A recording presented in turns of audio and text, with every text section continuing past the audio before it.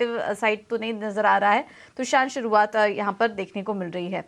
एक बार एफआईज और डीआईज की डेटा पर नजर डालें, उसके बाद हम हमारे साथ फोन लाइन पर डिम्पी कालरा जुड़ेंगे, जो कि हमें बताएंगे कि आज कौन से लेवल्स इंपॉर्टेंट होंगे कैश मार्केट में। अब हमने देखा कि एफआईज की तरफ से काफी समय बाद एक खरीदारी का आंकड़ा नजर आ रहा है और 2625 करोड़ की खरीदारी एफआईआईज करके गए।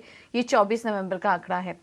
कैश मार्केट में डीआईएस की बात करें तो नेट 134 करोड़ की बिकवाली खरीदारी का आंकड़ा है। बहुत बड़ी खरीदारी यहाँ पर नहीं हुई है।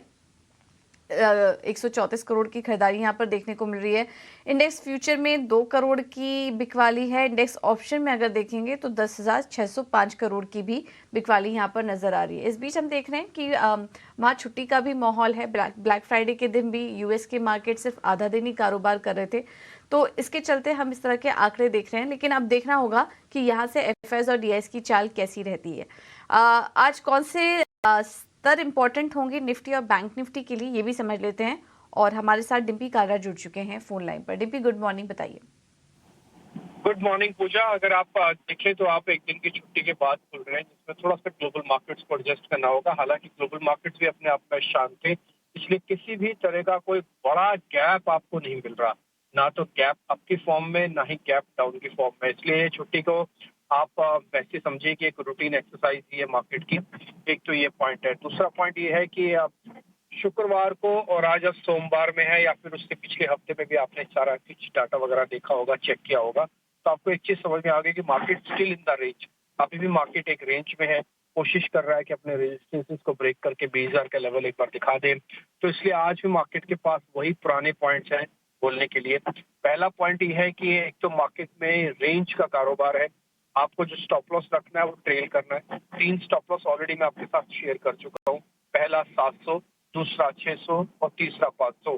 700 बिल्कुल नियर बाय वालों का, 600 स्विंग वालों का, और जिनको डीप स्टॉप लॉसेस रखने हैं उनके लिए 19,500 का बनेगा स्टॉप लॉस। पहला रेजिस्टेंस 850, आप 3 बार अटेम्प्ट ले चुके हैं, पार नहीं हुआ। 850, फिर उसके बाद 900, उसका फिर सीधा 20,000 के आपको दर्शन हो सकते हैं। प्रोबेबिलिटी किसकी हाई है, तो मैं बोलूंगा प्रोबेबिलिटी 20,000 की हाई है इस हफ्ते के अंदर, क्योंकि एक्सपायरी वीक भी है। तो प्रोबेबिलिटी हाई है कि अगर थोड़ी बहुत भी शॉर्ट कवरिंग आ जाती है तो आपको 20,000 तक तो ले ही जाएगी कम से कम।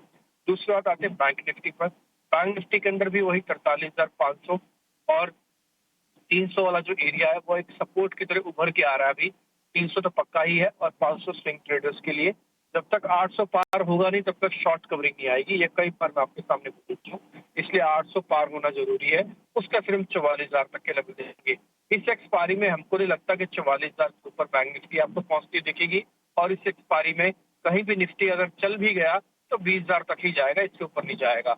और सपोर्ट ऑलरेडी आपकी स्क्रीन पर आपको दिख रहे होंगे। तो कुल मिला के कहने की बात यह है, इस एक्सपायरी के अंदर भी ये जो 3-4 दिन अभी रह गए हैं, इस 3-4 दिन के अंदर भी आपको एक रेंज का ही मोमेंटम दिखेगा, 100-150 पॉइंट ऊपर और 100-150 पॉइंट नीचे। स्टॉक स्पेसिफिक काम कीजिएगा, ज्यादा अच्छा है। ऑप्शन ट्रेडर्स थोड़ा एक्टिव रह सकते हैं इस हफ्ते के लिए, बट वो इसी सीरीज की ही एक्सपायरी के अंदर काम करें।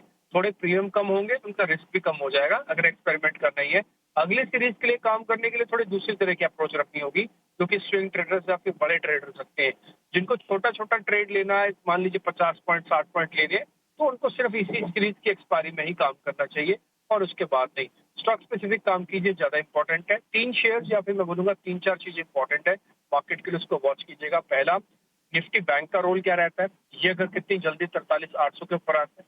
दूसरा, आईटी, रिलायंस और एचडीएफसी, इन तीनों का रोल क्या रहता है मार्केट को लेकर। और तीसरा, अगर कोई सेक्टर चर्निंग हो भी रही है तो कम से कम 2 या 3 सेक्टर्स को लीडरशिप और दिखानी होगी। अगर 3-4 पॉइंट भी आपको मार्केट में देखते हैं तो अपने कॉन्फिडेंस को हाई रखिएगा। Market still in the range.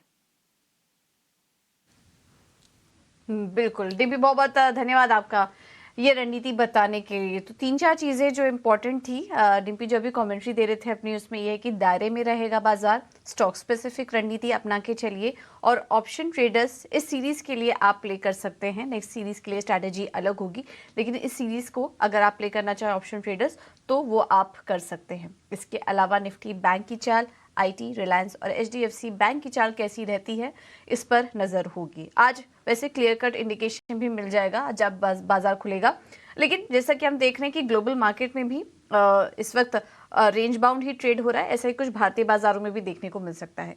लेकिन चलिए अब आगे बढ़ते हैं और इस मार्केट को कैसे ट्रेड करें, और स्टॉक स्पेसिफिक एक्शन कहाँ पर दिख सकता है, ये एक बार समझ लेते हैं। हमारे साथ रेलिगेयर ब्रोकिंग अजीत मिश्रा जुड़ चुके हैं। Ajit, good morning, thank you so much समय देने के लिए। बताइए आज की रणनीति क्या होगी? तो पूजा देखिए, जैसे अभी डिम्पी भी बता रहे थे कि अभी तो इंडेक्स दायरे में है, बट पॉसिबिलिटी बन रही है कि एक कंसोलिडेशन ब्रेकआउट देखने को मिले। तो यही है कि टाइम वाइज करेक्शन देख रहे हैं मार्केट में। ओवरऑल टोन अभी भी पॉजिटिव साइड पे है, तो बाय साइड पे फोकस करना चाहिए। पहली रिकमेंडेशन होगी from the auto space Ashok Leyland की। यहाँ पे एक अच्छे कलेक्टिव फेज के बाद एक रिबाउंड देखने को मिल रहा है, तो एंटिसिपेशन ये है कि रिबाउंड स्ट्रेंथन होगा इस हफ्ते में। तो 186 के लेवल्स मुझे नजर आ रहे हैं। 174 के स्टॉप लॉस के साथ इसको आप लॉन्ग कर सकते हैं। दूसरा स्टॉक होगा जहां मोमेंटम देखने को मिला था लास्ट ट्रेडिंग सेशन में, जीएमआर इंफ्रा का। यहाँ पे एक अच्छे एक डिप के बाद यहाँ पे एक स्ट्रॉन्ग रिकवरी के इंडिकेशंस हैं। नियर टर्म में 64 तक के टारगेट्स पॉसिबल है। यहाँ पे भी आप लॉन्ग कर सकते हैं 58 के स्टॉप लॉस के साथ।